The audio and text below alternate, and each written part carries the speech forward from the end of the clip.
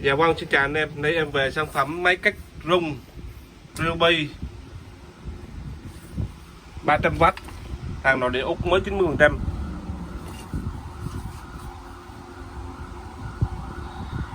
RMT 300 đầu gập.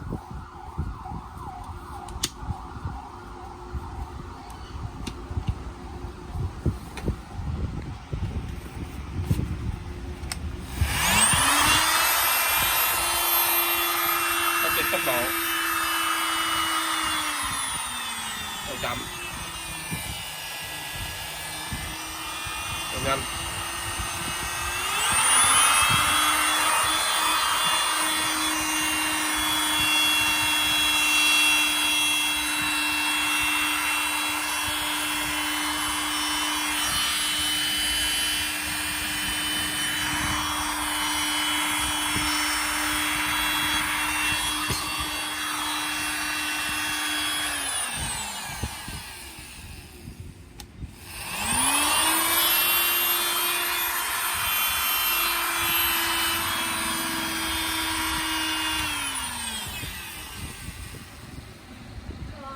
Một triệu hai thang máy, điện 220.